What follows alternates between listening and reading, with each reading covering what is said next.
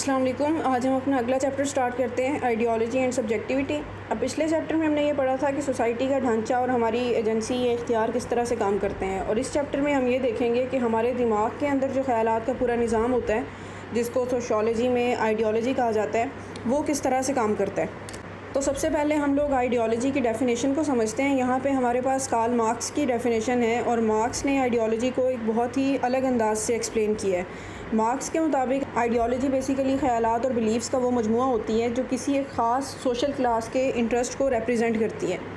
یعنی basically marks کا کہنا یہ تھا کہ معاشرے کا جو امیر اور طاقتور طبقہ ہوتا ہے، وہ جان بوجھ کے اس طرح کی آئیڈیالوجیز، اس طرح کے نظریات کو پھیلاتا ہے جس کی وجہ سے غریب لوگوں کو اپنی مظلومی محسوس ہی نہیں ہوتی۔ یعنی ایسے نظریات بنائے جاتے ہیں جو غریبوں کی آنکھوں کو بند کر دیتے ہیں تاکہ جو امیر طبقہ ہے ان کی حکمرانی اور ان کی طاقت برقرار رہے۔ اب آئیڈیالوجی کی کریکٹرسٹکس کی طرف آئیں تو اس کی پہلی خوبی جو یہاں پہ ہے وہ ہے بلیفز اینڈ ویلیوز۔ یعنی دنیا کے جتنے بھی نظریات ہیں ان کی بنیاد بلیفز، ویلیوز اور مورل ایتھکس پہ ہوتی ہے، اور یہ جو بلیفز ہیں یہ ہم انسانوں کو یہ بتاتے ہیں کہ سوسائٹی، پالیٹکس، اکنامکس یا انسان کی اپنی جو نیچر ہے وہ اصل میں کیا ہے اور اسے کیسا ہونا چاہیے۔ یعنی یہ انسانوں کے رویوں کو گائیڈ کرتے ہیں۔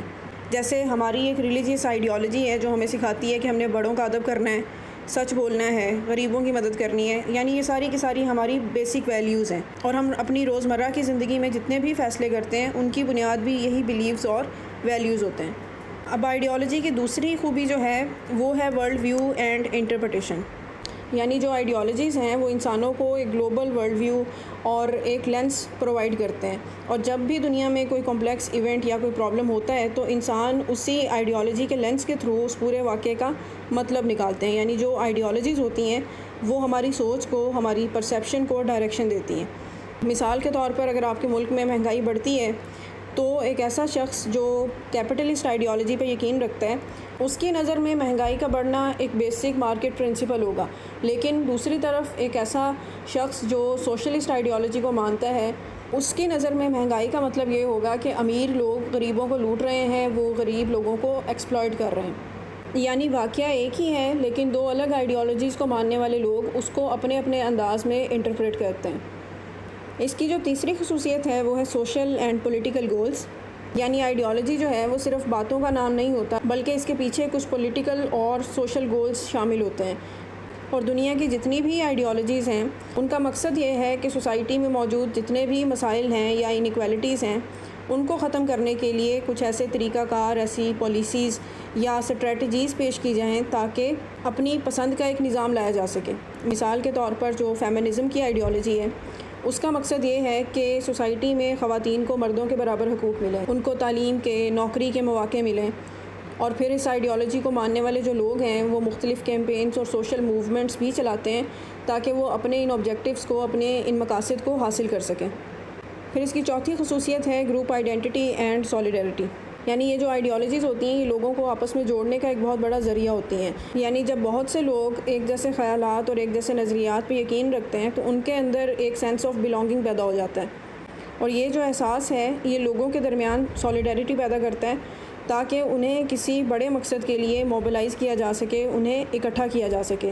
مثال کے طور پر جب پاکستان کی تحریک چل رہی تھی تو ٹو نیشن تھیوری وہ ایک واحد سوچ تھی جس نے سب کانٹیننٹ کے تمام مسلمانوں کو، چاہے وہ کسی بھی زبان سے، کسی بھی علاقے سے تعلق رکھتے ہوں، ان کو ایک جگہ پہ اکٹھا کر دیا تھا کیونکہ ان کی آئیڈیالوجی، ان کا نظریہ ایک تھا۔ اب اس کی پانچویں خصوصیت ہے آئیڈیالوجیکل ہیجیمنی۔ اس کا مطلب یہ ہے کہ سوسائٹی کے جتنے بھی پاورفل انسٹیٹیوشنز ہوتے ہیں جیسے میڈیا ہے، گورنمنٹ ہے یا ایجوکیشن ہے، وہ کسی ایک خاص آئیڈیالوجی کو اتنا زیادہ پھیلاتے ہیں کہ وہ پوری سوسائٹی کا ایک نارمل رول بن جاتا ہے، اور جب کوئی آئیڈیالوجی پوری سوسائٹی کی سوچ پہ حاوی ہو جاتی ہے تو اس کو ہم سوشیالوجی میں آئیڈیالوجیکل ہیجیمنی کہتے ہیں۔ یعنی عوام جو ہے وہ کسی بھی نظریے کو بنا سوچے سمجھے سچ ماننا شروع کر دیتی ہے۔ جیسے آج کل کے ماڈرن ورلڈ میں ایک آئیڈیالوجی بہت زیادہ پاپولر ہوئی ہے کہ سکسیزفل انسان صرف وہ ہوگا جس کے پاس مہنگی گاڑی ہوگی، بڑا گھر ہوگا، بہت سا پیسہ ہوگا، اور اس آئیڈیالوجی نے تقریباً تمام سوسائٹیز کو ڈومینیٹ کیا ہوا ہے، یعنی ایک ہیجیمنی بنائی ہوئی ہے۔ اور اس نظریے کے پریشر میں آ کے آج کی دنیا میں تقریباً ہر انسان ہی دن رات صرف پیسے کے پیچھے بھاگ رہا ہے۔ اب ہمارا اگلا ٹاپک ہے ٹائپس آف آئیڈیالوجیز۔ پچھلے ٹاپک میں ہم نے پڑھا کہ ہر انسان کا ایک خاص نظریہ ہوتا ہے جس کے لینس کے تھرو وہ دنیا کو دیکھ رہا ہوتا ہے۔ تو اس ٹاپک میں ہم یہ دیکھیں گے کہ عام طور پہ دنیا میں کتنی قسم کی آئیڈیالوجیز ایگزسٹ کرتی ہیں۔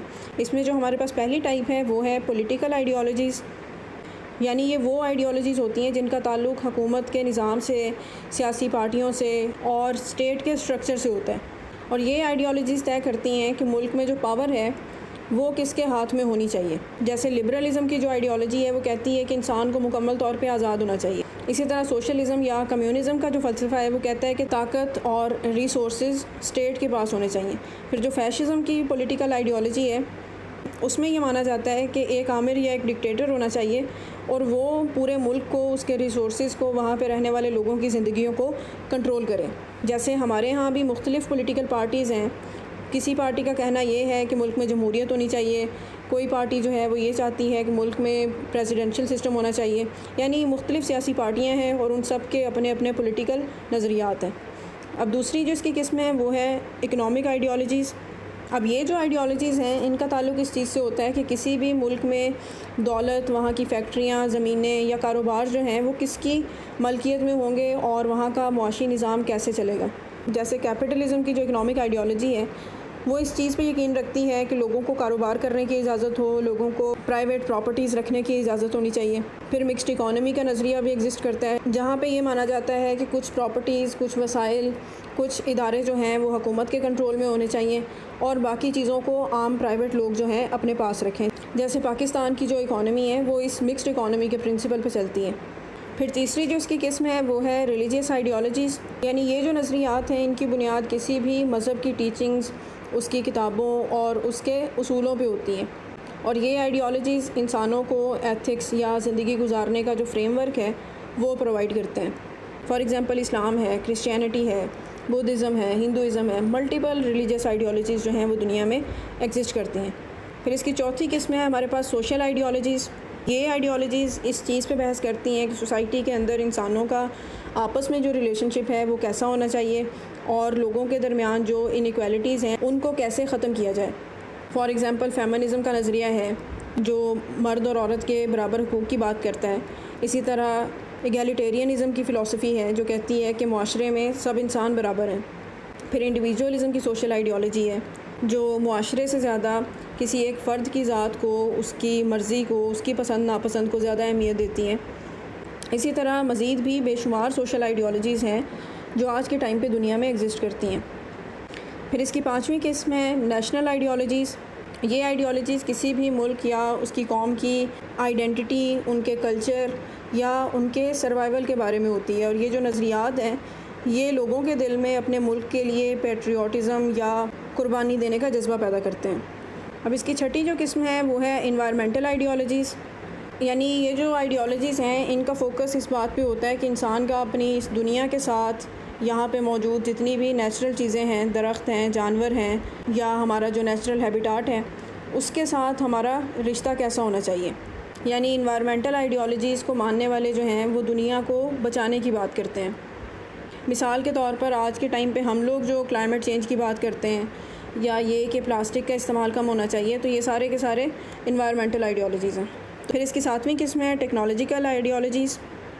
یہ جو نظریات ہیں ان کا تعلق اس چیز سے ہوتا ہے کہ ٹیکنالوجی اور جتنی بھی سائنٹیفک انوینشنز ہیں ان کا انسان کی زندگی پر کیا اثر ہونا چاہیے اور ہمارا فیوچر کیسا ہوگا۔ فار ایگزامپل ٹیکنو آپٹیمزم کی آئیڈیالوجی ہے جو یہ مانتی ہے کہ ٹیکنالوجی ساری دنیا کے مسائل حل کر دے گی۔ اسی طرح ٹیکنو اسکیپٹسزم کے ماننے والے جو ہیں وہ ٹیکنالوجی سے، سائنس سے ڈرتے ہیں۔